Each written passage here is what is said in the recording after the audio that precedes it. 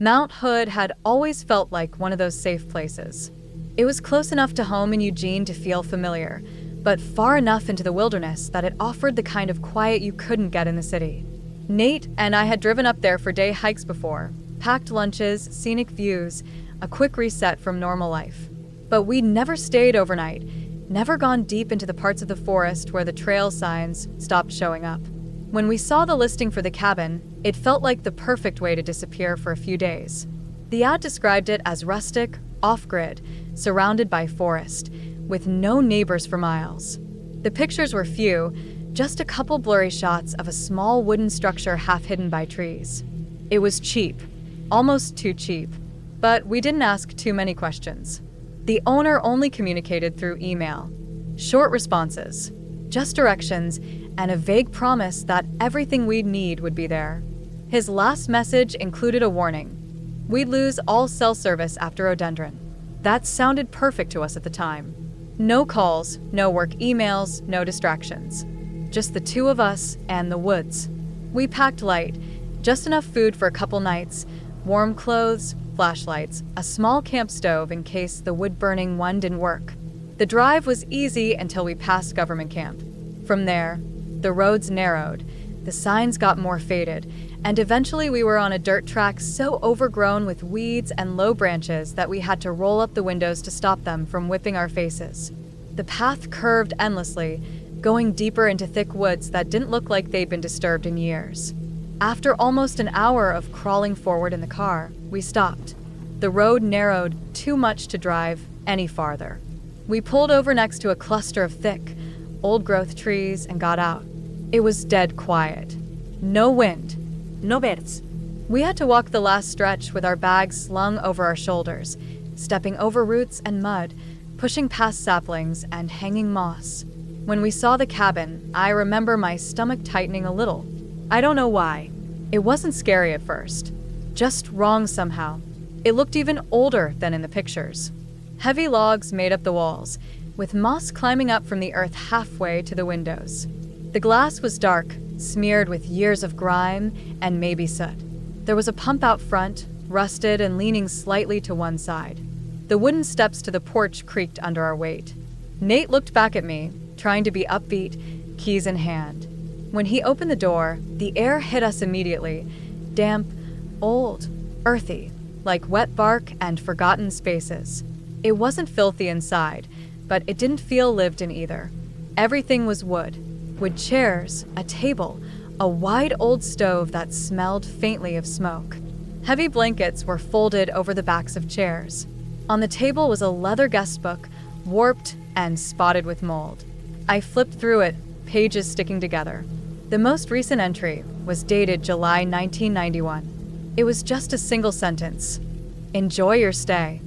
There was nothing else. That night we sat out on the porch around a fire Nate had built in the stone ring outside. The sky turned deep blue, the stars starting to peek through. At first it was everything we hoped for. The wine warmed us, and the woods were quiet in that way that makes you feel like the only people left in the world. We were halfway through a second glass when something shifted. I don't even remember what changed exactly. It might have been the way Nate suddenly stopped talking. I looked over and saw him staring toward the trees. His grip on the glass had gone tight, and he set it down slowly. He didn't say anything at first, just kept squinting toward the woods. Then he muttered, "Someone's out there." I turned and followed his gaze. At the edge of the clearing, just beyond the reach of the firelight, a figure was standing. Not walking, not moving, just standing. Too far away to make out anything but the outline. Human, upright, still. I remember my mouth went dry instantly. Nate stood up slowly and grabbed the flashlight, flicking it on and aiming it directly where the figure had been. There was nothing there. The trees looked empty. No sound. No movement. Just the crackle of the fire and our own breathing. Neither of us spoke for a while. I think we both knew something wasn't right, but we were trying to stay calm, trying to rationalize it. By the time we went inside, locked the door, and pulled the old blanket over us in the bed, the sense of calm was gone. Every creak of the cabin made me sit up. Every gust of wind tapping branches against the roof made me think of footsteps. Nate didn't sleep either. I could hear his breathing all night. The next morning, we pretended we were fine. We boiled water on the stove and made weak coffee. Nate walked out to the tree line where we'd seen the figure. He came back looking pale. No footprints. No broken branches. Nothing to show someone had stood there.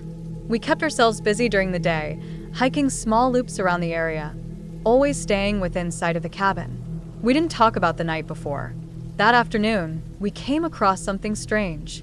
A thin wire, rusted and brittle, nailed into a tree about shoulder height. It disappeared into the brush on both sides. It looked old, like something from a different time. A boundary marker maybe, but for what? We didn't know. Nate stared at it longer than I did. On the way back, he kept looking over his shoulder. We lit the fire early that evening. Shadows crept up the trees fast. As the sun sank, the woods went dark faster than the night before. And then it happened again. The figure returned, this time closer. Not at the tree line anymore, maybe 70 yards away. Still not moving, still watching. Nate had binoculars in the backpack. He pulled them out and looked through, holding them steady for a long time. When he handed them to me, he didn't say anything. My hands were shaking as I focused them. The figure was clearer now, dressed in something dark, the shape of a uniform maybe, tattered, dirty. Not military, not police. Something older. And the way it stood, it was wrong. Too stiff, too deliberate. We agreed silently that we would leave at first light. We started packing as soon as it got light enough to see. Nate walked to the car ahead of me and opened the hood. I could tell something was wrong by the way he froze. The battery was dead, not from age or cold. The terminals were unscrewed. Someone had done it on purpose. Nate tried reconnecting it, but it was too drained. We had no choice. We had to walk out. We set out quickly, walking fast down the dirt road. After a while, we started noticing them, small piles of pine needles, perfectly spaced, every 50 feet or so. Clean piles, freshly stacked. We passed at least 10 of them. It wasn't random. It was a path. Or a signal. We kept walking. Eventually, we found a sign nailed to a tree, old and almost unreadable.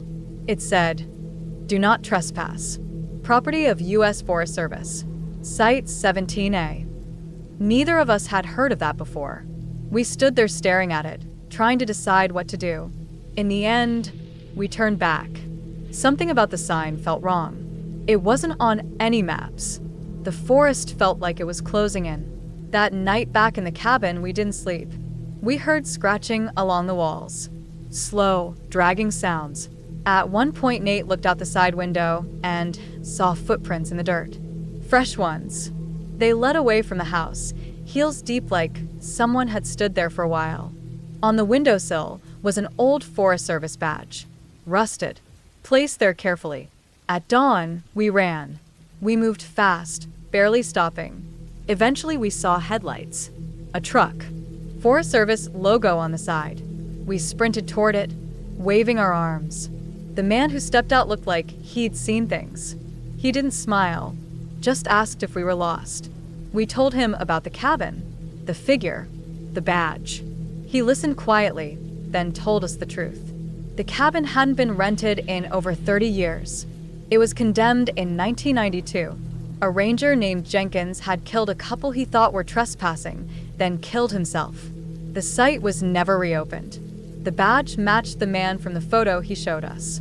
Nate and I sat silently in the truck, the weight of it all crashing down on us. We gave our statements. They said they'd investigate, but we knew they didn't believe us. Back home in Eugene, a few days later, I got a message from an unknown number. No words, just a photo. It was of Nate and me, taken through the cabin window. The angle was low, like the person had crouched just outside the glass. The caption below read, "Nice to finally see you up close." We moved a few months later, changed numbers, got a place in a city, far from the woods. But I still don't sleep well, because whoever was out there, they weren't just watching. They're still watching.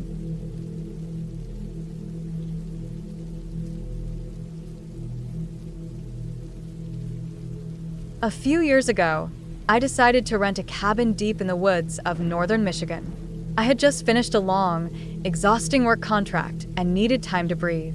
My phone had been ringing off the hook for weeks, and I was tired of emails, texts, calls. I wanted to be alone. I looked online and found a listing for an old but well-kept cabin near a small lake. No neighbors. No traffic. No cell service. That was exactly what I wanted. The drive took most of the day. After turning off the main highway, I drove for what felt like hours on narrow, winding roads, eventually turning onto a dirt path that looked more like a hiking trail than a driveway. Tall trees hung over both sides, and the deeper I went, the darker it felt. It wasn't scary at first, just isolated. When I finally pulled up to the cabin, it was already early evening. The cabin looked older than it had in the pictures. The wood was weathered and faded. A small porch wrapped around the front, and a dusty rocking chair sat in the corner. It was dead silent outside. No wind, no birds, not even bugs. I stood there for a minute with the car still running, just staring at it. I don't know why, but I felt uneasy from the moment I got out of the car. Inside, it smelled like wood and something else, maybe mildew. The main room had a fireplace, a couch, a table, and a small kitchenette with outdated appliances. There were 2 bedrooms in the back. I picked the one with the bigger window, mostly so I wouldn't feel boxed in. I put my bag on the bed and walked around, just getting familiar with everything. The place creaked a lot. Every step on the old floorboards made a sharp, dry sound that echoed across the walls. There was no TV, no radio, and no clock. I hadn't even brought a book. I just sat there, listening to nothing. That first night was quiet. I made a quick dinner, sat on the porch for a while, then went to bed early. The silence was strange, but not threatening. I woke up once during the night to pee and noticed how absolutely pitch black it was outside. Not a single star, not even the faintest bit of moonlight. I couldn't see past the glass. It felt like the world outside the window didn't exist anymore. I remember thinking about that while lying back in bed, staring at the ceiling. It was an odd thought, but I shrugged it off and eventually fell back asleep. The next morning, I woke up early. It was bright outside, which was comforting. I made coffee and took a walk down to the lake, which was only a few minutes away through a short trail. The water was still, like a sheet of glass, and there wasn't a single ripple or sound. I didn't see any birds or insects or fish. It was beautiful, but too perfect. I stood there for maybe 10 minutes before heading back. Later that day, while I was sitting on the porch eating lunch, I noticed something strange. Across the dirt driveway, maybe 50 feet into the woods, I saw what looked like a large piece of tree bark propped upright. It didn't seem natural. I didn't remember seeing it when I arrived. I walked over to it, and the closer I got, the more I realized it wasn't bark. It was a slab of plywood, leaned against a tree. There were scratches on it, thin vertical lines, almost like claw marks, but not from an animal. They were too evenly spaced, too purposeful. I stood there staring at it for a while before backing away and heading back to the cabin. That night, something changed. I locked the doors and windows before bed and left a small light on in the main room. Sometime around midnight, I woke up because of a sound. It was faint, but clear, something moving outside, like footsteps on the dry leaves. I held my breath and listened. The steps weren't rushed. They were slow, steady, crunching the ground with each movement. Then they stopped, right outside the window. I didn't move. I couldn't. I just stared at the ceiling in the darkness, my heart pounding so hard I thought it would burst. I waited for what felt like forever. Nothing happened. No knocking, no sound. Just silence again. I forced myself to get out of bed and walk to the window. I looked outside, but it was too dark to see anything. I waited there for almost an hour, but the forest stayed quiet. I told myself it could have been an animal. A deer, maybe. Something harmless, but it didn't feel harmless. The next day, I tried to shake it off. I kept busy. I cleaned, walked the perimeter of the cabin, tried to fix a loose board on the porch. But around late afternoon, I found something else. Near the base of the trees, not far from the plywood I had seen the day before, there were footprints. Bare feet. Human. They were deep in the soft dirt. Long toes. wide heels. I measured one against my boot. Whoever made them had feet bigger than mine. And there were more than just one set. Two, maybe three, going in different directions, like someone had been pacing or circling around. I went back to the cabin fast and locked the door behind me. I didn't leave the porch the rest of the day. That night, I barely slept. I kept hearing things, soft knocks, rustling, creaks from the woods. At some point, I even thought I heard breathing outside my window, but I couldn't be sure. I stayed in bed, wide awake until the sun came up. The last day, I had planned to leave in the morning, but I ended up staying a few more hours. I don't know why. Maybe I was trying to convince myself it had all been in my head. Around noon, I stepped out back to dump out some old coffee, and that's when I saw it. There was something nailed to the tree behind the cabin. It was a rabbit, or what was left of one. It had been cut open, its insides pulled out and arranged on the ground below it.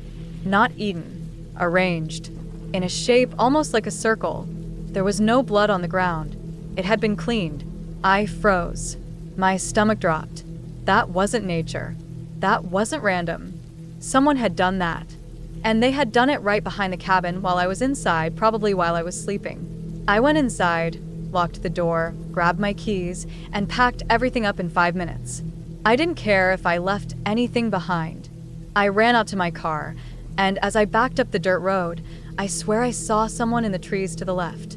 Just a glimpse, tall, unmoving, watching. I didn't stop to look again. I drove down that path as fast as I could without crashing, and once I hit the paved road, I didn't stop for anything. I didn't report it. I don't know why. Maybe because I didn't want to answer questions I couldn't explain. No one would have believed me anyway, and nothing happened after. I never got any calls, no follow-up from the rental site.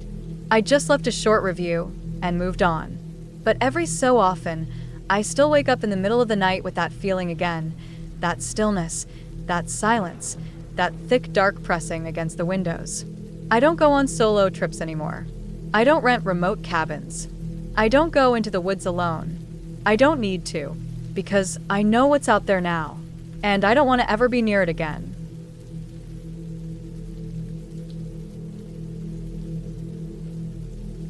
It was late November in Colorado, right before the snow really started falling hard. I was about 7 or 8 years old when my dad got the idea to take our family on a weekend trip to a cabin. He said it would be a good way for all of us to spend time together. Him, my mom, my older sister, and me. My mom loved the idea, especially since we'd all been kind of stuck in our routines. I didn't mind at all. In fact, I was excited because it meant we got to leave a day early from school on Friday, and at that age, nothing beat getting out of class. The drive up was long. The trees got taller, and the air got colder the higher we climbed into the mountains. By the time we reached the cabin, it was already dark and freezing. We were surrounded by thick forest, no neighbors in sight. The place looked old, but in a cozy way. It had a small front porch, some steps that creaked under our feet, and a chimney that was already letting out a thin trail of smoke since my dad had arrived earlier in the day to get the fire going. The inside smelled like wood and something sweet, probably the hot chocolate Mom had made in a thermos for the ride. We picked our sleeping spots. My sister got the top bunk, I took the bottom, and our parents had the bedroom next door. We ate dinner, something simple like canned soup and sandwiches, and sat around talking about what we'd do the next day. Maybe hike around the lake nearby or go exploring through the woods. Nothing big, just family stuff. That first night was quiet at first. We were tucked into bed, and I was just staring at the wood planks above me, listening to the fire pop in the other room and my sister's breathing above me. But then I heard something outside. It was faint, like slow crunching footsteps, maybe. I sat up and looked toward the window, but I couldn't see anything. Just the trees and the light of the moon on the snow. I figured maybe it was an animal and tried to convince myself it was nothing. 15 minutes later, I heard it again. This time, closer. Not constant, just a couple of slow steps and then silence. I whispered to my sister, and she woke up annoyed at first, but then she heard it too. We got up and crept to the window, pushing the curtain aside just enough to peek. There was something out there, not an animal. It was standing too upright, but it was far enough away that we couldn't see much detail. We ducked down quick. thinking if we could see it, maybe it could see us. We didn't sleep much that night. I stared at the cabin door, just hoping it would stay shut until the morning. The next day, my mom was already cooking breakfast when we got up. She smiled and said we must have been really tired because we looked like we hadn't slept at all. Asked if I could go outside with Dad, who was already chopping wood or something near the trees. She said sure, as long as I had my coat and gloves. When I stepped outside, my dad wasn't alone. There was a short, chubby man standing near him. The man looked strange. He had a shaved head, a beard that looked a few days unshaven, and he was wearing a dark green veteran cap. But the weird part was how much he was sweating. It was freezing outside.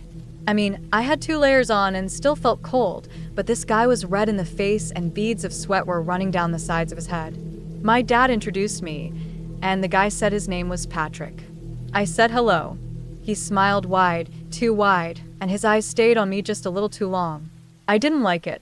I asked him, probably rudely, if he was scared or something. He kind of coughed and said he had shell shock from being a veteran. He laughed a little like it was a joke, but there was something off about the way he said it. Patrick said his family had rented a cabin nearby and he'd seen ours from a distance. Said he wanted to be friendly and introduce himself. My dad seemed to like him. I wasn't sure why. Maybe it was the veteran thing or the way Patrick acted like he wanted to help chop wood or something. My dad invited him in for breakfast. I stayed outside with them for a bit afterward, throwing snowballs at a tree while they talked. While playing, I slipped on a patch of ice and scraped my knee on a rock under the snow. I started crying a little, it really hurt. My dad had gone inside to help my mom with something, and Patrick ran over to me and said he had Band-Aids at his cabin. He said we could go real quick and come back. I nodded, thinking that sounded okay. I just wanted the sting on my knee to go away. We walked for a long time. His cabin wasn't close. It was way deeper in the woods, like at least a 20-minute walk. The trees started getting thicker, and I remember the light from the sky felt dimmer, even though it wasn't late.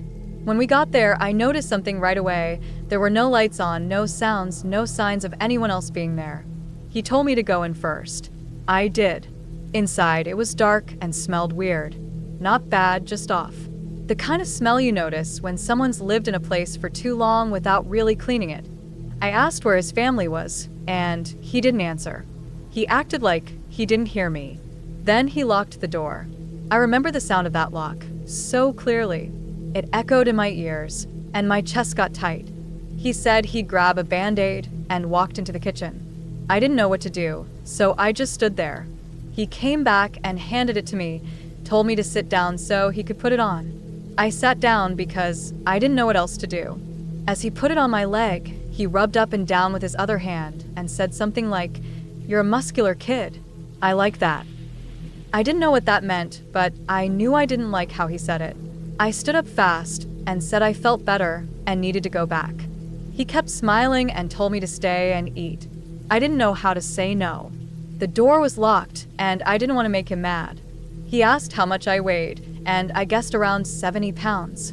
His smile got bigger, and he nodded like that number meant something to him. I asked to leave again, and he said no. He said things were just getting started. Then there was a loud noise behind one of the doors, someone yelling. He rushed over, opened the door, and shouted something about staying in the room and not moving. Then he came back out, smiling again. He said his wife was sick and couldn't be around visitors. But a few minutes later, she came out of the room anyway. She looked awful, skin pale, eyes red, hair a mess. She said she was hungry. He screamed at her, told her to get back in the room, and she did. I couldn't stop shaking. I asked about his kids. He didn't answer. Instead, he said he had some kids' clothes he wanted me to try on. I started crying. He hugged me, said everything would be okay, and told me to try the clothes. He went to the back room to get them. That was my chance. I quietly walked to the door, unlocked it, and slipped outside. I didn't know where I was going. I just knew I had to get away. I ran. Through the snow, through the trees, not looking back. I heard him shouting behind me, screaming at his wife, then calling for me, telling me it was okay and that I could come back for toys. I didn't stop. I ran and ran, trying to keep a straight path. I didn't care if I got lost. I couldn't go back. After what felt like forever, I saw a cabin up ahead. Ours. My dad was outside yelling my name. I ran into his arms, crying. I told him everything. Every detail. What Patrick said and did. How he touched my leg. How he tried to get me to try on clothes. My dad turned pale. He went inside and called the person who rented him the cabin. That guy called the police right away. We left that same day. The next day, we heard back. The man who rented the cabins went with the police to Patrick's cabin. But it was empty. Nobody was there. Just a bunch of clothes, some old food, and his stuff. No sign of his wife. No sign of Patrick. Nothing. The police never followed up. Never gave us answers. It was like he vanished. He hadn't rented the cabin through normal means either. He must have found it empty and stayed there. We never learned his real name. I never found out what happened to that pale woman, or if she was really his wife. I don't know how long he had been living there, but I know one thing: if I hadn't left when I did, something really bad could have happened to me. I still think about it sometimes. About the way he smiled, the way he talked, and the sound of that lock. And I always wonder how many other kids he tried to bring into that cabin. And if anyone ever found out who he really was.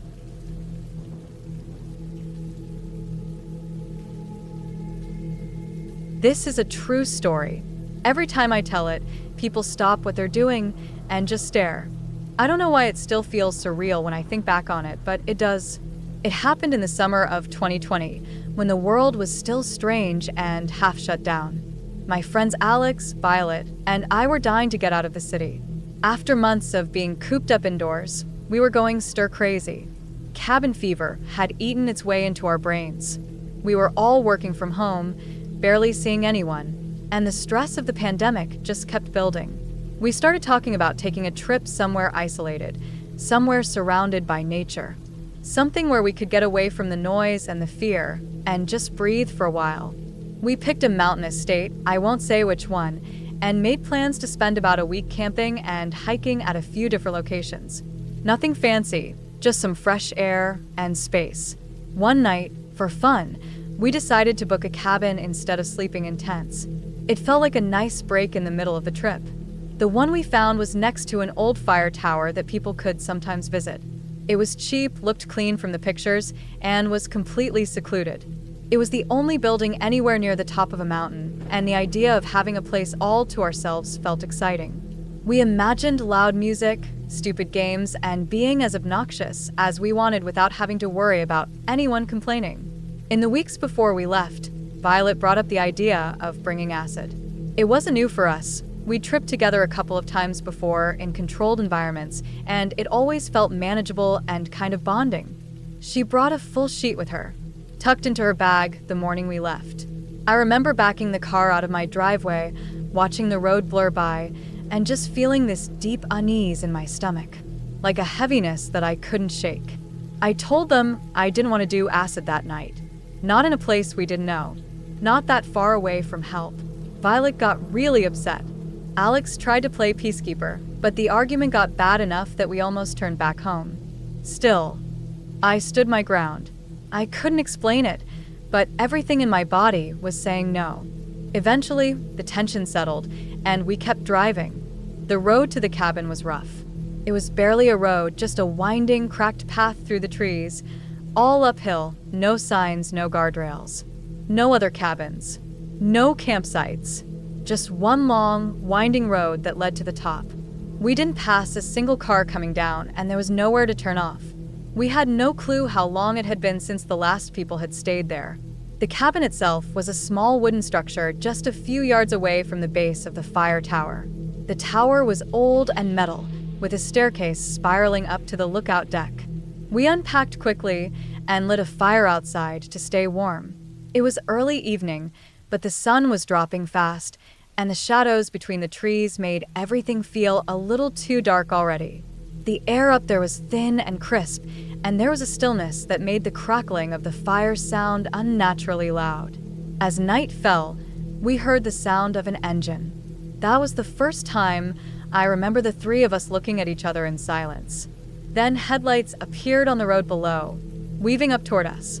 A side-by-side utility vehicle with 3 kids in it pulled up near the tower.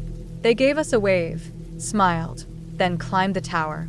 They hung around up top for a few minutes, then drove back down. We had read in the cabin's online listing that the fire tower occasionally had visitors, so we weren't surprised. If anything, it was a little comforting to see actual people out there. After they left, we doused the fire, went inside, and cooked some hot dogs on the little propane burner in the kitchen. It wasn't much of a meal, but it was enough. We ate fast and didn't talk much. The silence outside had become heavy. The kind of silence that presses against the windows and makes your own breath sound too loud. The only thing we could hear was the wind moving through the trees and the occasional creak of the old wood the cabin was made of. I didn't realize how much background noise there usually is until it was completely gone. No cars, no sirens, no appliances humming. Just us, the trees, and the wind. Every time we heard a branch snap, we froze. Every gust of wind made us glance toward the windows. Eventually, I grabbed a few wine coolers from the little cooler we had brought and passed them out. I needed to loosen up, and it seemed like the others did too. I found an old board game in the closet and threw it down on the table between our bunks. We started playing, and within an hour, we were laughing. Not drunk, just relaxed enough to enjoy ourselves. For the first time since we arrived, it started to feel like the night we had planned. Later, I would remember hearing something in the background, like an engine, faint and low, maybe further down the hill. And maybe the occasional crack of a branch, but I ignored it. We all ignored it. None of us wanted to break the mood. That's when the hand slapped the window. 3 loud, distinct smacks. It was a small window between our bunks just above the table. There was no curtain, just glass. The slap echoed in the cabin like a gunshot. All of us jumped up instantly. I don't even remember if we screamed first or just stared. I think Alex was the first to move. He pulled out his phone and called 911. No hesitation. He put it on speaker and handed it to me while he grabbed the fireplace pokers and passed them around. Violet started shaking. Then she began calling her family, just saying goodbye, over and over. She thought we were going to die. I wasn't far behind her in that thinking. I couldn't stop listening, trying to hear more footsteps or voices or anything. But there was nothing. Whoever had slapped the window had heard us call for help and decided to be quiet. They didn't run off crashing through the woods. They retreated in silence. The police arrived maybe 20 minutes later. I don't know how they got up that road so fast, but I was never more grateful to see flashing lights. They brought dogs and combed the mountain. They found nothing. Not a single footprint. They told us it might have been a bear. That's what they're supposed to say, I guess. But there's no way it was a bear. We barely cooked those hot dogs. The only heat source was inside, and there were no food scraps outside. And why would a bear slap a window like a person? Why not go for the smell of food instead of the sound of voices? Why sneak off quietly instead of running when we screamed? None of it added up. The officers told us they saw a car parked at the base of the mountain as they were driving up, just sitting there on the side of the road. No one inside. No one nearby. That's when my blood ran cold. We hadn't passed any cars. There was nowhere else to go. That road only led to the cabin. If that car was there, it meant someone had stopped and walked the rest of the way up, in the dark, just to reach us. When we got outside to leave, Violet screamed. Her car, which had been coated in a fine layer of mountain dust from the drive up, was covered in handprints. All over the sides, on the back window, on the roof. Dozens of them. Smears in the dust where someone had dragged their fingers, or maybe leaned up against the door. Places none of us had touched. Someone had walked around the whole vehicle, inspecting it, watching us. We threw everything we had into the trunk without a second thought. We didn't even try to organize or pack properly. We just wanted off that mountain. We followed the police down, every dip and pothole feeling like a step back towards safety. I didn't sleep that night. I couldn't stop thinking about that car. Who parks in the middle of nowhere at 1 a.m.? Who climbs a steep, winding road in the dark without a flashlight, just to sneak up on a cabin? It wasn't a prank. It wasn't a wild animal. It was someone who didn't want to be seen. Someone who didn't want to be heard. Someone who planned every step of what they were doing. I don't know what they wanted. I don't want to know. Maybe they were hoping we'd be too out of it to defend ourselves. Maybe if we had taken the acid like Violet wanted, we wouldn't have even noticed the hand on the window until it was too late. I've never been back to that state. I'll never go back to that mountain. We never found out who it was or why they were there. But I think about that car, that hand on the window, those prints in the dust. And I'm just glad we didn't stay another night.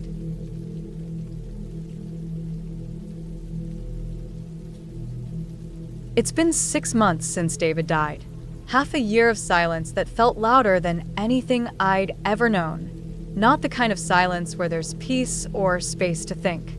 It was the kind that buzzes in your bones, thick with all the words that never got said, and all the ones we tried and failed to say.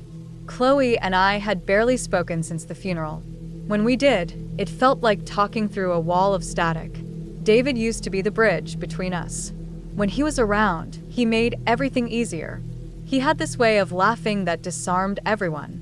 He could make me loosen up and could get Chloe to come down from whatever cloud she lived on.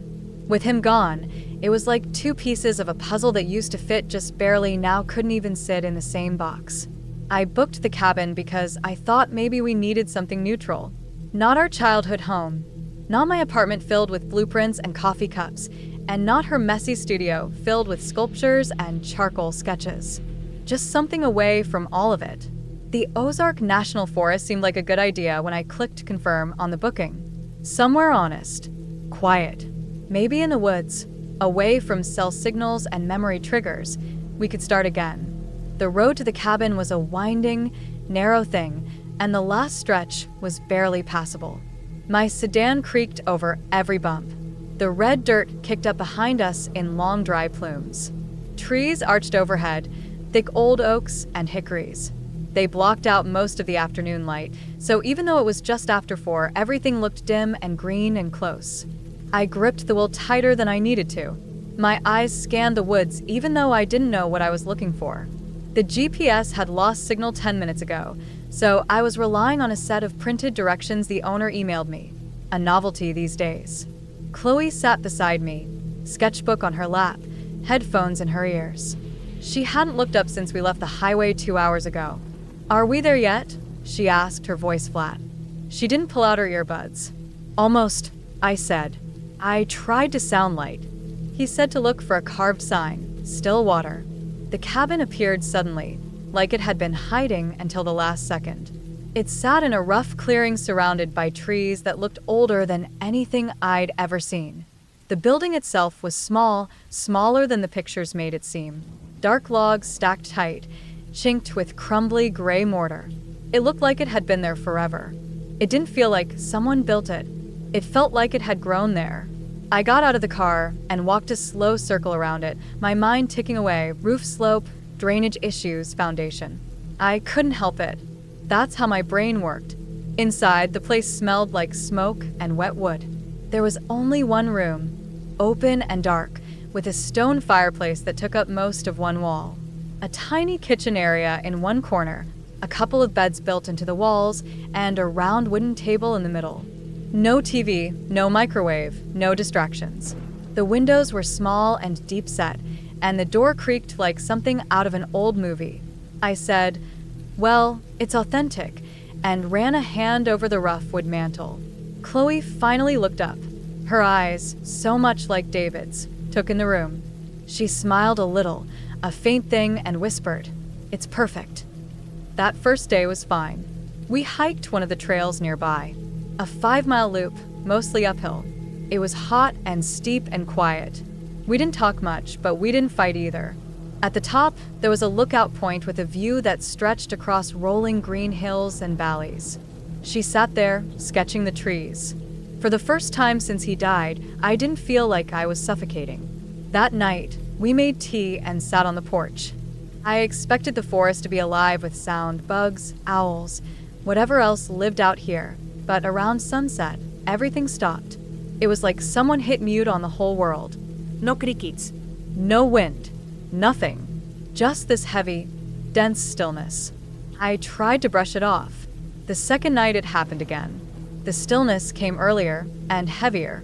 We sat in the same chairs, cups of tea cooling in our hands. Then from the woods came a sound. Scrape. Scrape. Scrape. It was slow, like stone dragging over stone. It moved from the edge of the trees along the clearing's edge. Deliberate, not hurried, like it knew exactly where it was going. And it didn't care if we heard it. I told myself it was an animal. A deer. Something harmless. But that sound, stone on stone, it didn't fit. It didn't belong in the forest. That night, we locked the door and pushed a chair under the knob. Neither of us said it out loud, but we were scared. I slept in my clothes, flashlight in my hand. I didn't really sleep. On the third day, the air felt wrong. Heavy. Charged. I couldn't focus on anything. Chloe didn't want to leave the cabin, and I didn't push her. But the stillness came early, and the scraping started again, earlier and louder. It wasn't at the edge of the woods anymore. It was in the clearing. Scrape. Scrape. I grabbed the flashlight, told myself I needed to know what it was. I walked toward the tree line. The beam shook in my hand. At the edge of the clearing, I pointed the light at the ground and froze. 2 deep parallel gouges ran through the soil, a foot apart, cutting into the dirt and limestone. Fresh. Like something with 2 massive, sharp, heavy limbs had dragged itself forward, then back. We didn't sleep that night. The scraping started again. Only this time, it came from the porch. Each scrape was louder, closer, vibrating through the floor. Then came a new sound, a low, grinding press against the logs of the cabin wall. Slow. Testing. Like it was figuring out how strong the structure was. I moved to the window. I looked. It wasn't an animal. Not even close. It was huge, hunched, covered in what looked like wet black stones, moss, thick roots. No face, no eyes, No mouth. just this massive shape, moving slow and heavy like a glacier.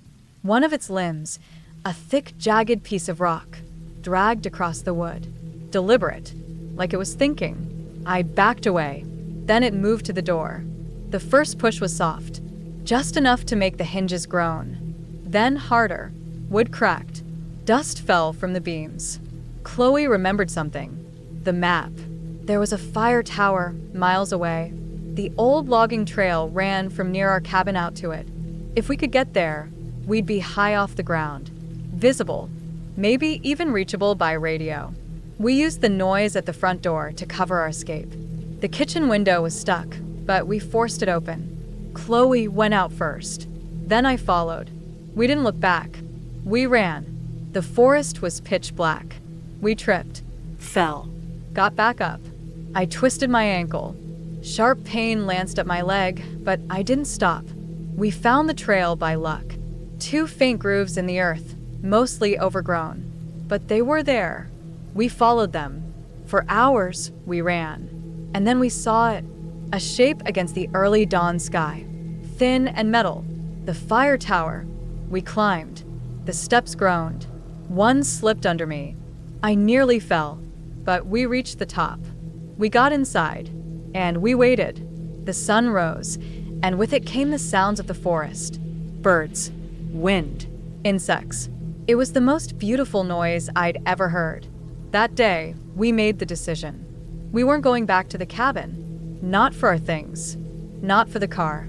Nothing was worth walking through those woods again. We followed the trail to the road. Hours later, a ranger picked us up. We said a bear destroyed the cabin. He nodded, took notes, dropped us off in town. We left Arkansas that same day. We never heard from the sheriff. Now, months later, Chloe is working again. She makes strange welded sculptures that don't look like anything you'd put in a gallery, but they're hers. I'm back to designing buildings. Steel. Concrete. Things that make sense. We talk now, but we never talk about that night, because we know what we saw, and we know it's still out there, waiting, Still. Silent. just beyond the edge of the clearing.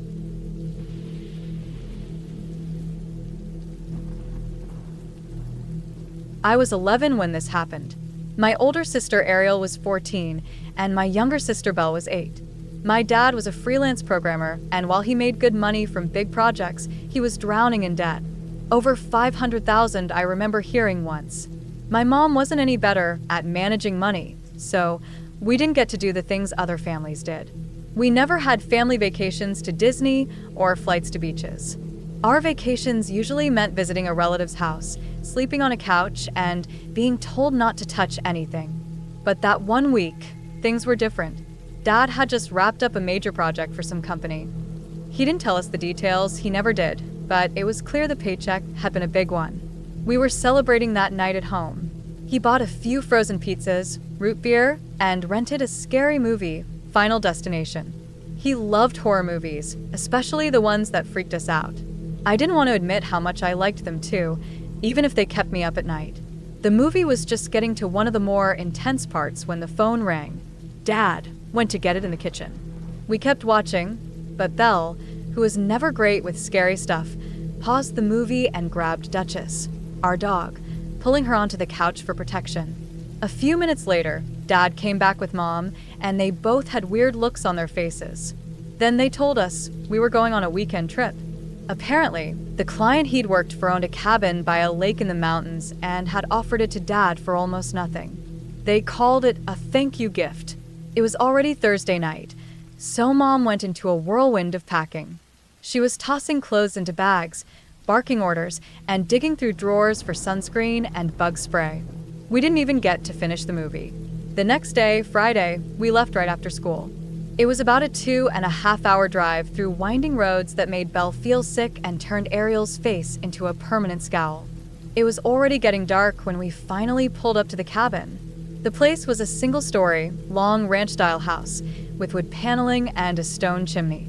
It smelled like pine needles and old wood when we walked inside. There was a little nook just above the main living area that looked like a storage loft, but it had some pillows and a stack of dusty board games. It was just big enough for us kids to climb up and play. We immediately loved it and named it the Crow's Nest. Once we explored the cabin, we claimed our rooms. Mom and Dad took the big bedroom. Ariel grabbed the smaller room with a twin bed for herself. Belle and I got the remaining room. It had a queen-sized bed we'd have to share. The room had a window on the right side of the bed, with no curtain, which bothered me a little. There was a lamp on a small table beside the bed, which was our only light source since the ceiling bulb didn't work. Across from the bed was a wooden closet, but it was locked tight. We tried the knob a few times, but it wouldn't budge. We joked about what might be inside, but no one could figure it out. That night, after we played games in the loft and had grilled cheese sandwiches for dinner, we went to bed around 11. I remember lying on the inside edge of the bed, closest to the lamp, while Belle slept near the window. She tended to kick in her sleep, and I didn't want to get hit. I must have passed out quickly, because the next thing I remember is Belle clawing at me in the middle of the night. She was trying to bury herself under my arm, shaking hard, and saying something I couldn't understand. I sat up, trying to wake up properly, and turned toward her side of the bed. Outside the window, I saw something. A pale shape, human-shaped, not clearly a face or a figure, but enough to tell it wasn't an animal, was moving away into the dark. My brain didn't fully register what I saw until it was already gone. But the panic hit hard once it did. I pulled Belle out of bed, and we ran to our parents' room. They didn't believe us. Dad rubbed his face and told us we probably just had a nightmare. Mom told us to go back to bed, and if anything happened again, we should wake them up. I wanted to argue, but I didn't. I was just a kid. We went back to our room. Belle refused to sleep on her side now, so we switched. I read to her from an old paperback I'd brought until she drifted off. I fell asleep soon after. The next morning, things felt normal again. Sunlight made everything feel safe. We spent a couple of hours exploring around the lake. Belle found a bunch of frogs and wouldn't stop chasing them. Dad eventually loaded us back into the van and drove us into the nearby town. It had a strip of small shops, the kind that sell taffy and candles and handmade scarves. Mom spent forever in each one. We ate lunch at a diner with cracked leather booths and returned for dinner later that evening. By the time we got back to the cabin, it was nearly sunset. We were all in a good mood. Ariel had just made some joke about how we should pretend the cabin was haunted to mess with Belle when Dad suddenly raised his hand to stop us from walking. He took a few steps toward the front porch and just stood there, staring at the door. Then, without saying anything, he reached out with one finger and pushed it open. The door wasn't latched, not even shut all the way. I didn't understand what was wrong at first, but his face looked tense. He motioned for Ariel to keep close to Belle and me, but told us to stay quiet. Then he went inside by himself. We waited on the porch. Mom whispered his name at some point and he called back from inside, saying we could come in. When we stepped inside, he was standing in the middle of the living room, staring at the floor. He locked the door behind us and then quietly pulled Mom into their bedroom. Ariel distracted Belle and me with one of the board games. We hadn't even been playing 5 minutes when they came back out. Mom went straight to the kitchen and started washing the breakfast dishes from earlier. Dad sat with us and joined the game. He was smiling, but it didn't feel real. We played for a couple hours before he said it was bedtime. It was only 9, which made Ariel grumble. She always got to stay up late on weekends. But B and I went to bed. We slept in the same spots as before. I remember Belle asking if we could read again, so I read for a bit before we both fell asleep. The next thing I knew, Dad was rushing into our room, lifting Belle out of the bed and grabbing my hand. I was still half asleep when he yanked me into the hallway. I saw Ariel being pulled by Mom in the same way. The living room had this strange sound in it, like a high-pitched whine. It didn't make sense at first. Duchess was sitting by the back door, fur on end, growling low. Dad didn't put Belle down. He dragged us all out of the house and into the van. He only let go of me when we were inside, and he had thrown Duchess in with us. Then he started the car and peeled out of the driveway like we were being chased. Nobody said a word the entire ride back. Not Mom, not Dad, not any of us. We didn't get home until close to 2 a.m. Duchess eventually settled down in the back seat, but none of us kids could sleep. The next day, Dad told Ariel what happened, but not Belle or me. We only found out years later. He'd woken up that night because he heard something outside his bedroom window. Not just footsteps, but moaning, like someone hurt or trying to call for help, but muffled. When he looked outside, he saw that the front door was wide open. Stuff in the kitchen had been moved, drawers open, a cereal box dumped out on the counter. That's when Duchess started growling at the back door, which was cracked open. Not wide, but just enough. That was enough for him. He didn't try to find out who it was. He didn't check the rest of the cabin. He just got us out. He went back the next day during daylight to get our things. Nothing was stolen, nothing broken, but he found several sets of footprints outside our bedroom window, adult-sized ones. More than one person. We never went back.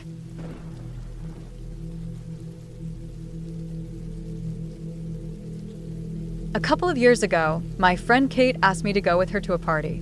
The party was being thrown by a girl named Susan. Kate had gone to Catholic school with her from elementary through middle school, but once high school started, they drifted apart. Kate ended up going to a public school, which is where I met her, and Susan had stayed on the Catholic school track. They still talked once in a while, but they weren't close like they used to be.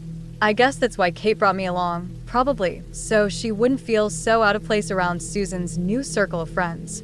It was Susan's birthday, and her parents had apparently rented out a cabin for the weekend to celebrate. From what Kate told me, they had done the same thing the year before, and Susan had taken advantage of it by throwing a party behind their backs.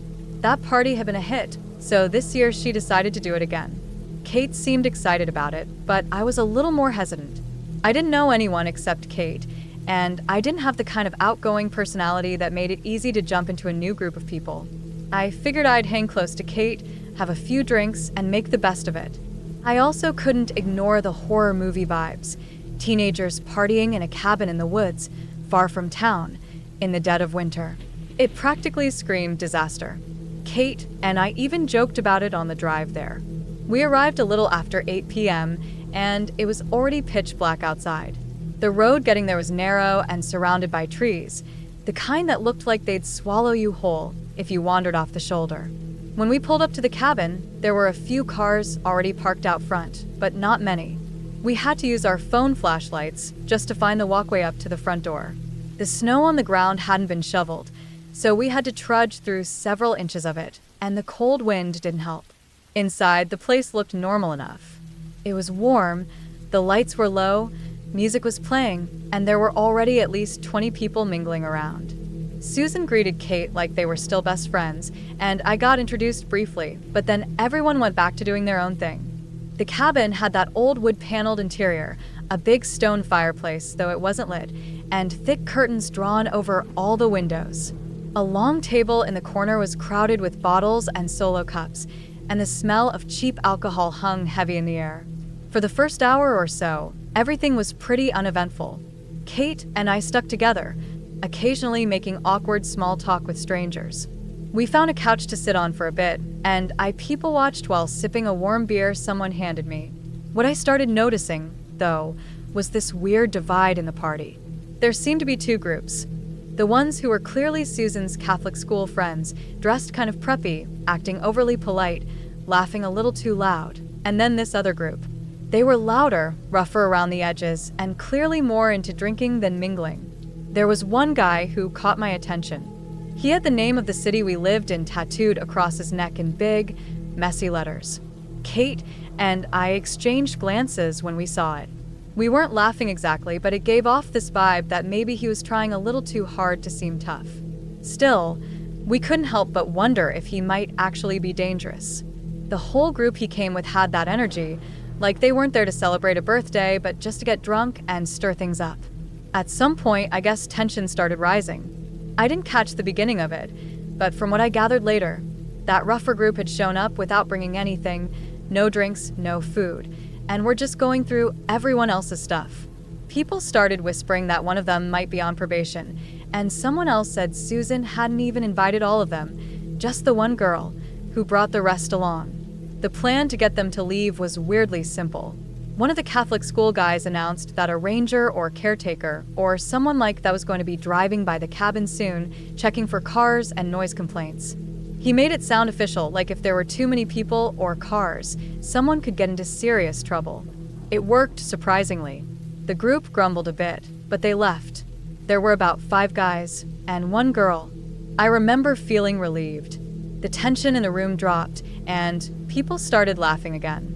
Kate and I stood by the kitchen chatting with a couple of people, when suddenly that same girl who had just left with the group walked back in. She stood near the doorway and loudly said she just wanted to say happy birthday. It didn't sound sincere. It sounded like she wanted everyone to hear her.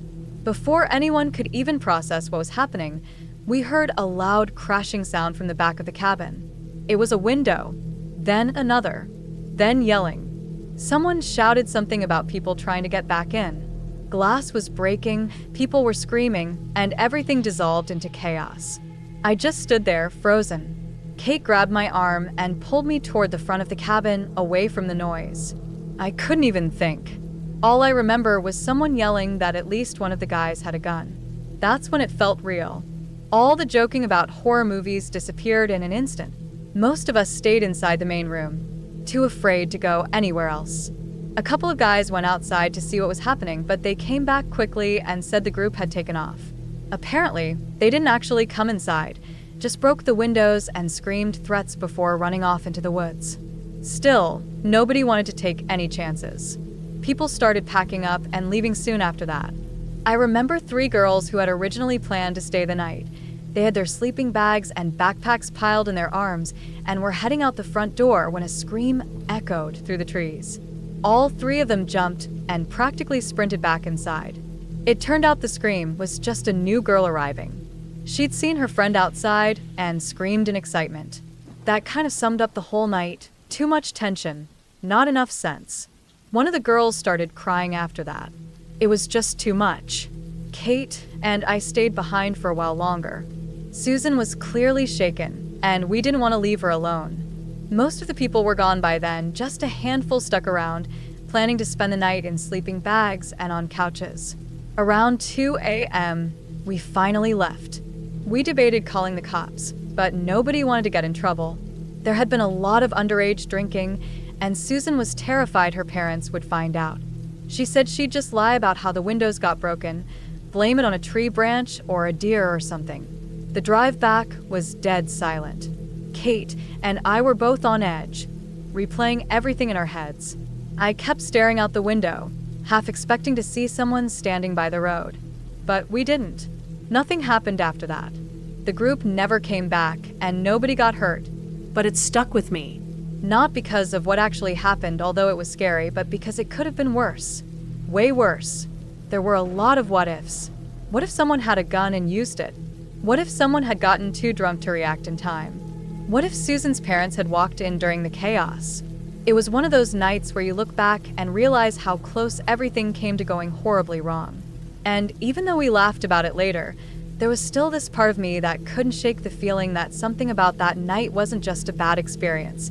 It was a warning. A cabin in the woods, full of teenagers, some drunk, some angry, some completely unaware of the danger they were in. That night was a mess, but it could have easily turned into something much darker. I've never gone back to that area since. I don't think I ever will.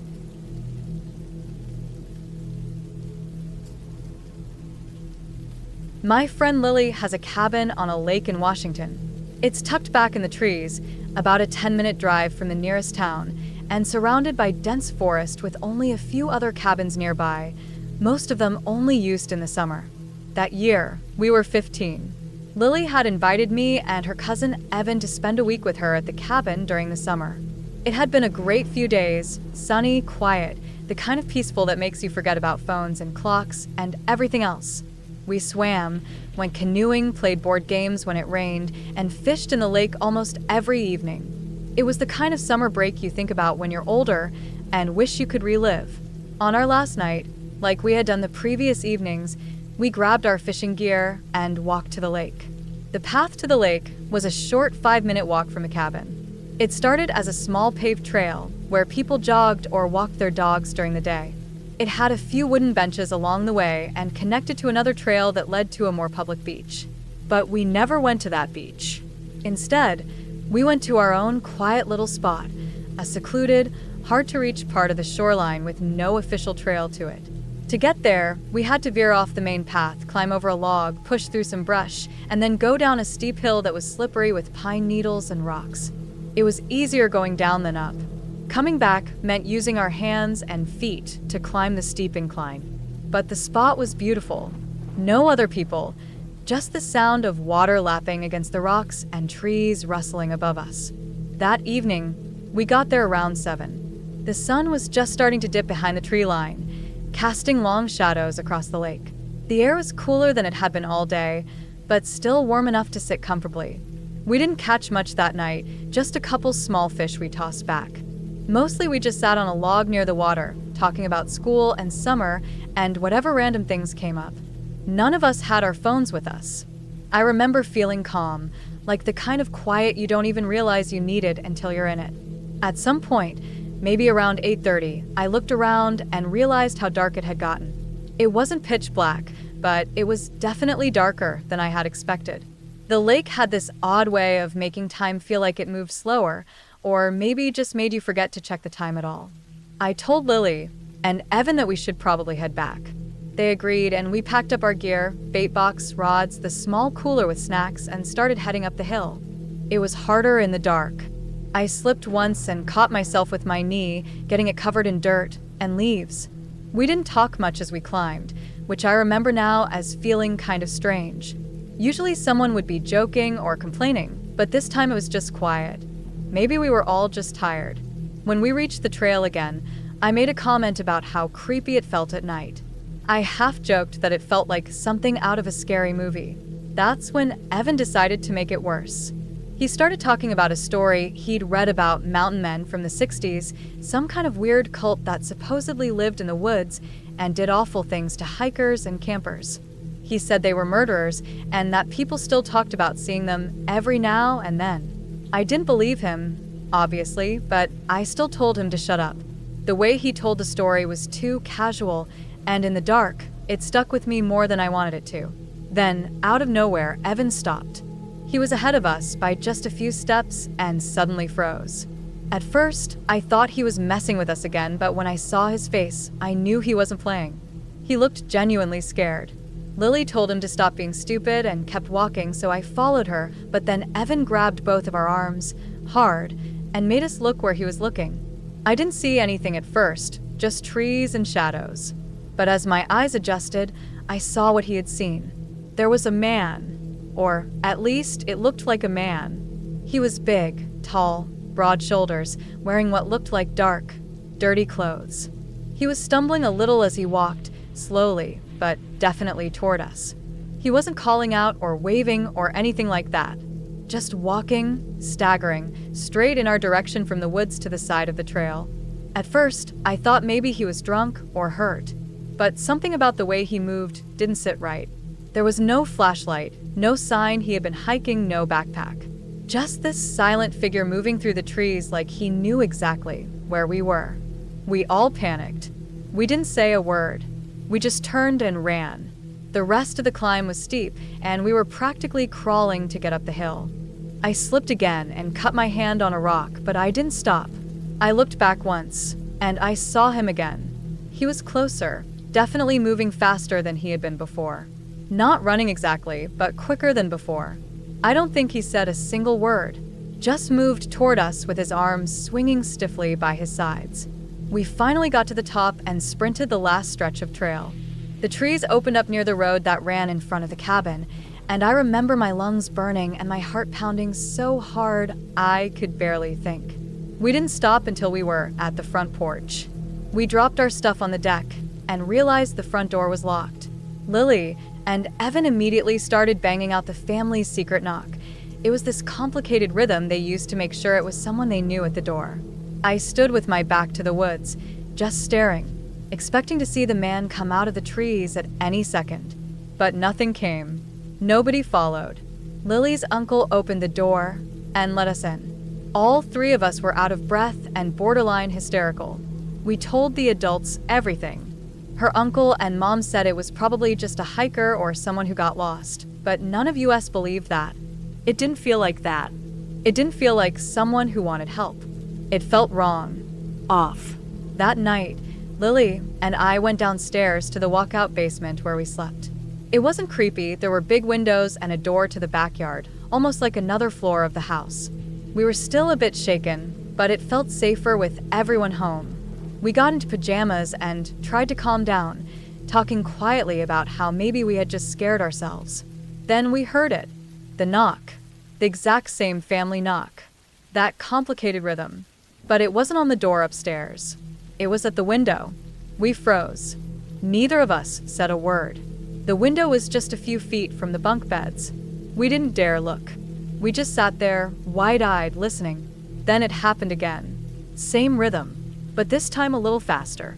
Like whoever was doing it was more frantic. I don't even remember standing up. We just ran. We bolted up the stairs and into the living room where Lily's family and Evan were still awake. We were in full panic mode. We told them through tears what we heard. Evan's face went pale. He went downstairs to check. When he came back, he said it was definitely the knock. Lily's uncle, older cousin, and her brother grabbed flashlights and headed outside. A few minutes later, we heard the knock again, this time on the front door. Then again.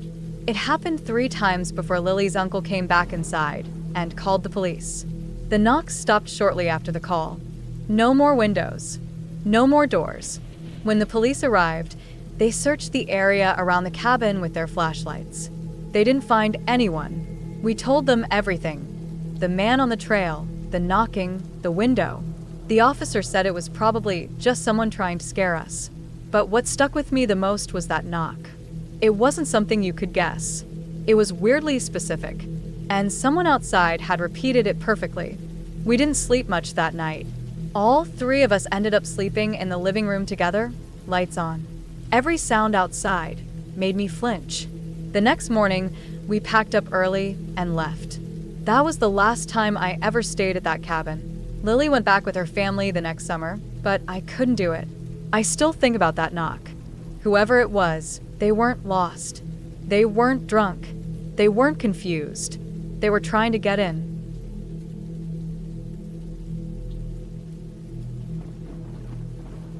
We reached the visitor center around noon, just as a thin mist started to roll through the tall trees lining the gravel road. The sky above was washed out gray, the kind of dull overcast that felt like it pressed on your shoulders. The ranger behind the counter was a guy named Patel. He looked to be in his early 40s, with a neatly trimmed beard and a serious expression. He gave us the rundown like he'd done it 100 times before. When Jake told him we were heading to Mirror Lake Cabin 4, his eyes narrowed a little, not in anger, just something like concern. He didn't say much, but it was the way he paused before handing over the laminated map, the way he looked at our gear, that stuck with me. He pointed to the trail on the map with a pen, tracing the 7-mile stretch leading into the backcountry. "Make sure you get there well before dark," he said. Then, after a beat, "Don't wander off the trail. It's easy to get turned around out there this time of year." That was it. Nothing dramatic. Just a quiet warning. The hike started out normal. Cold air, wet leaves, and that earthy smell you get when autumn's almost over. The trail was easy to follow at first, winding through hardwood forests where the trees stood like skeletons, almost all their leaves gone. Evan was quiet the whole way. He'd just finalized his divorce a few weeks earlier, and it showed in how he walked, like the weight of everything he'd lost hadn't settled yet. He lagged behind a lot, not talking, just staring at the ground. Every now and then he'd pull out his phone like he expected a message. Of course, there was no signal this deep in the woods. Jake tried to keep the mood light, cracking jokes about how he probably brought the wrong kind of whiskey or how he forgot to pack something dumb like socks. I didn't laugh much. I was focused on the trail and the quiet. It wasn't peaceful, not exactly. It was too quiet. No birds, no squirrels. Even the wind seemed to die off the deeper we went. We reached the cabin in late afternoon. It sat in a clearing just as the trees opened up around Mirror Lake. The lake looked like oil, dark and still, not a ripple in sight. The cabin itself was a simple log structure, maybe 12 by 16 feet, with a pitched roof and a little stone fire pit out front. No electricity, no running water. Inside, it smelled like wet wood and cold ashes. There was one small stove, a few cots, and a ladder leading up to a tiny loft. We unloaded our packs, got a fire going in the pit, and cooked dinner, canned chili, and instant rice. We ate in silence for the most part, but by the time the sky turned to ash and the trees became silhouettes, we'd all loosened up. The whiskey helped. Evan even cracked a small smile when Jake teased him about his designer jeans. We sat around the fire, talking low and staring out at the woods. It got dark fast. We turned in early. Jake climbed to the loft. Evan took the cot farthest from the stove, near the only window. I stayed close to the wood stove on the lower bunk. The warmth helped. I drifted off almost immediately, the kind of sleep that hits you hard when you're cold and tired and full of food. The knocking came sometime after midnight. 3 sharp taps, evenly spaced. Not loud, just deliberate. I sat up instantly, heart racing, trying to remember where I was. Evan's voice came through the dark. "Did you hear that?" I did. So did Jake, who mumbled something from the loft. Then it happened again. 3 knocks, this time clearer, at the front door. We all scrambled to sit up, fumbling for headlamps. I didn't want to move. Everything in me said stay in place. But Jake got up and slowly made his way to the door. He looked at us once, then reached out and opened it. No one was there. Just dark trees and the sound of nothing. Evan stepped outside with his flashlight. He swept it across the clearing slowly. "Footprints," he said, voice tight. "There's footprints." I joined him. The flashlight beam lit up a trail of small, bare footprints in the mud. No shoes, no socks, just feet. They circled the cabin once, like someone had walked around it slowly. They were too small for an adult, but there was something off about them. Not quite child-sized either. We went back inside, shut and locked the door, and bolted the shutters tight. No one said a word for a while. I offered to stay up and keep watch. The others didn't argue. I sat there for hours listening. Every creak made me jump. Every gust of wind sounded like footsteps. But then, just after 3, I heard real movement. Not wind, not animals. Soft, careful steps. I went to the shutter, and peered through a small crack.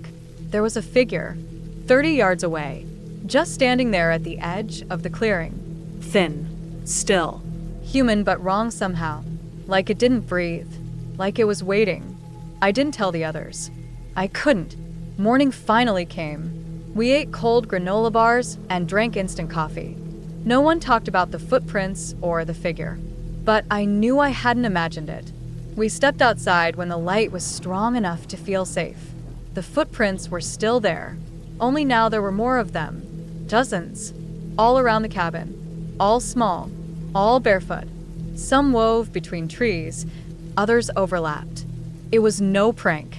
We talked about leaving. Jake wanted to go, but Evan hesitated. We'd barely slept. Hiking 7 miles back would take forever. We agreed to stay one more night. First light tomorrow, we'd leave. No exceptions. The rest of the day dragged. We stayed close to the cabin, gathered firewood, tried to stay busy. Evan was jumpy. He kept staring at the tree-line, flinching at every noise. At one point, I heard something pacing just beyond the trees. But every time I tried to focus on it, it stopped.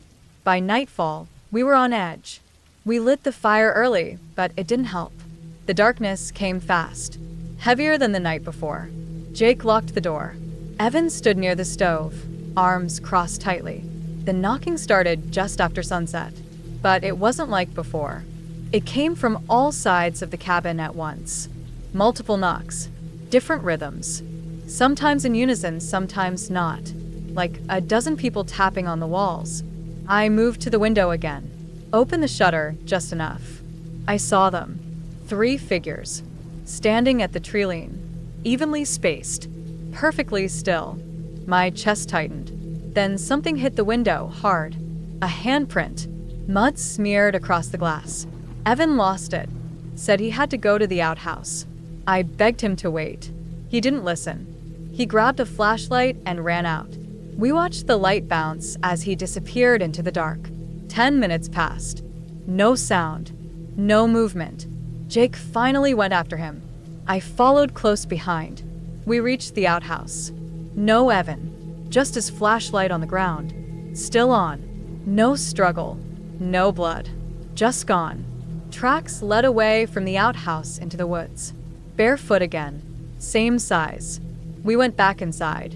Locked everything. The rest of the night was a blur of tapping, whispering, and shadows outside the windows. We didn't sleep. At dawn, we were already packed. We stepped out into silence. Evan's pack still sat inside, untouched. No sign of him. No new footprints. We started hiking. But something was off. The trail markers were gone. Someone had torn them from the trees. We followed Jake's compass, heading east. Walked for hours. Eventually, we found a tree we'd marked earlier with an X. Somehow, we had circled back. We went off trail. No choice. Pushed straight east through brush and branches. I swore I saw faces watching us from behind trees. Once Jake did too. Hours later, we burst out onto a gravel road. A ranger found us. We told him everything. He brought us back. Evan was gone. His stuff was still there. We searched again. Found something behind the cabin. A clearing. Dozens of weird stick figures. Some with feathers, others with bones. One had Evan's jacket liner tied to it. The ranger looked sick. He radioed for help. They never found Evan. Never found where the footprints ended. Nothing. Weeks later, I got a call. A trail camera had picked up something. 3 people, or at least they looked like people, standing outside our cabin. Pale. Thin. Barefoot. Facing the door. Faces blank. Nobody recognized them. No one ever saw them again. And Evan never came back.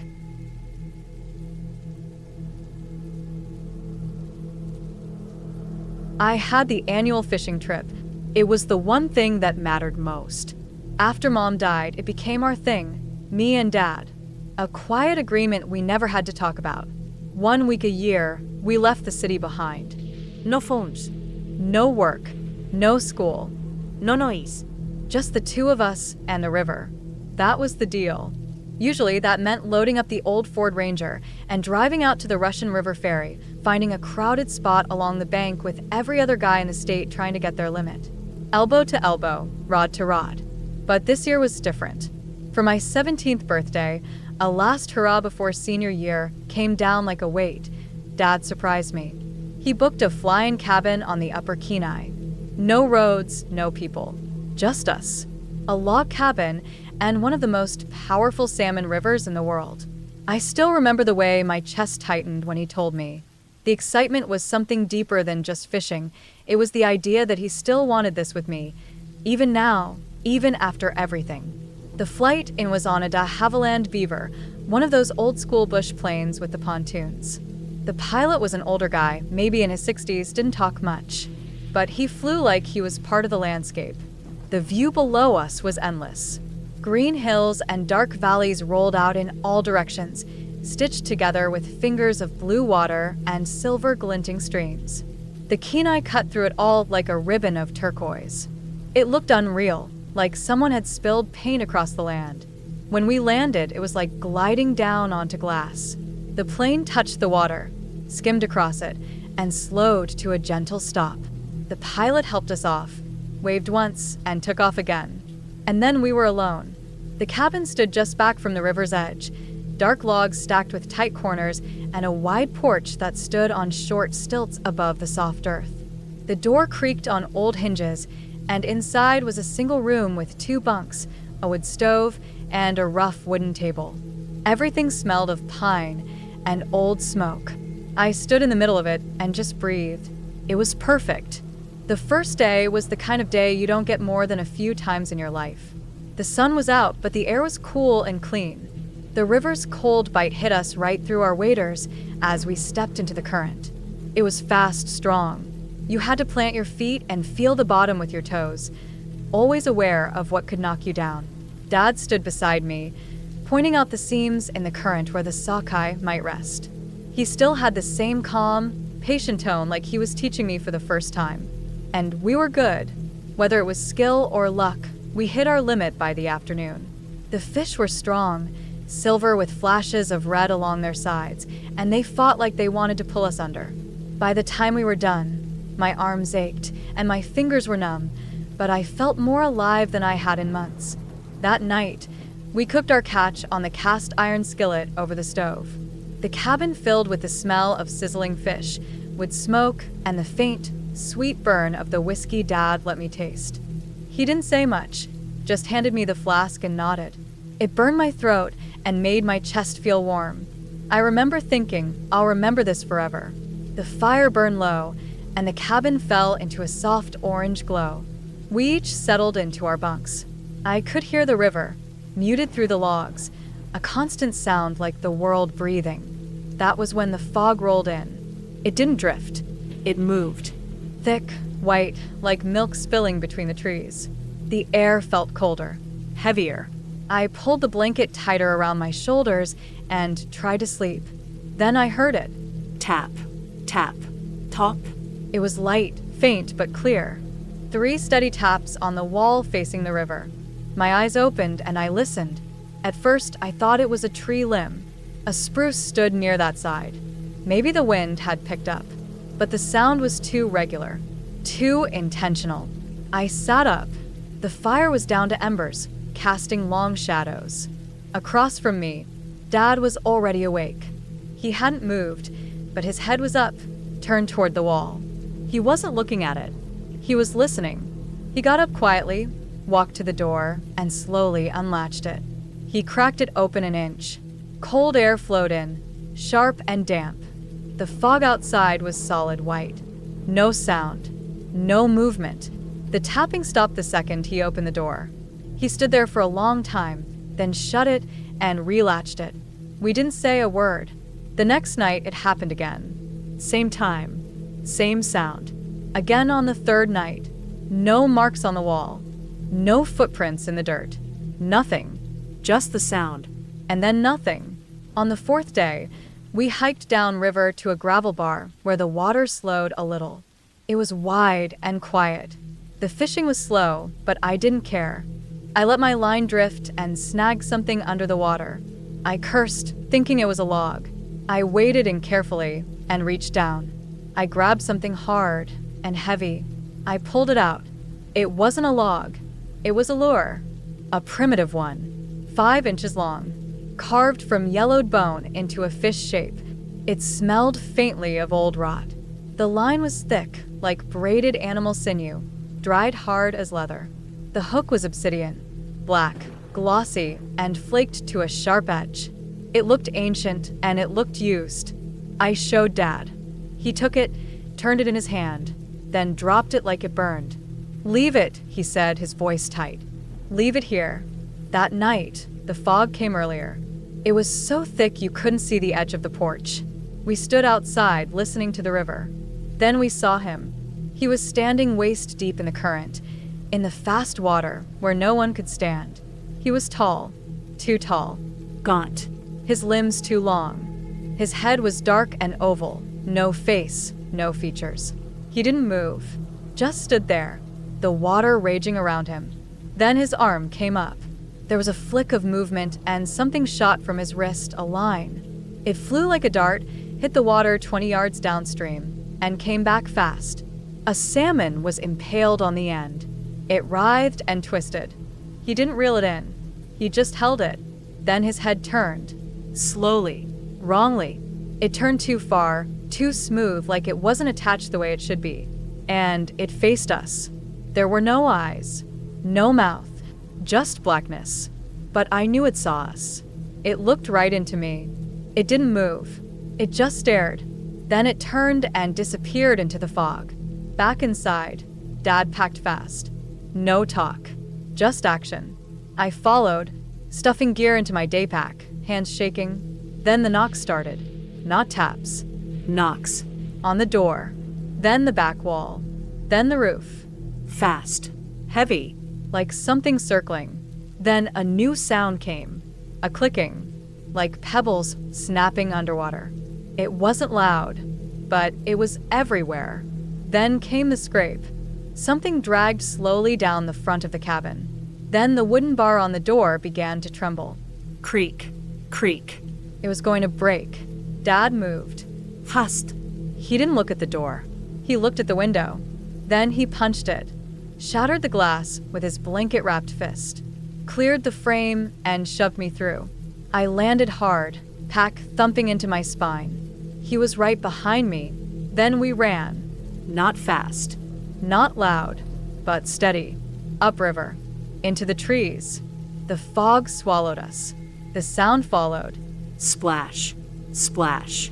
Splash. Something was keeping pace with us in the river. Big. Heavy. Too fast for a man in water that deep. The clicking kept up too. From the woods now. From both sides. We moved all night. Silent, cold, wet. The forest was a mess of roots, thorny undergrowth, and slick moss. Every breath was a struggle. Every step a risk. The splashing in the river stayed with us. At one point, the noise stopped. Total silence. Then we heard the dragging. Something huge pulling itself from the river. Slosh. Drag. Slosh. Drag. The stench hit the moment later. Mud. Fish. Death. We hid behind a fallen tree. The thing passed close. So close I could smell it in my lungs. Then it moved on. Back to the water. The splashing resumed. We kept moving. Until the light began to shift. The black gave way to gray. The fog thinned a little. We found a trail. And then we saw it. The ranger station. A cabin. Real. Smoke from the chimney. I fell to my knees. A man opened the door. He didn't ask what happened. He just got us inside. Blankets. Tea. Warmth. Dad told him everything. Come. Exact. Like a report. The ranger listened, said nothing, then pulled out a book. Old. Leather. Inside, a sketch.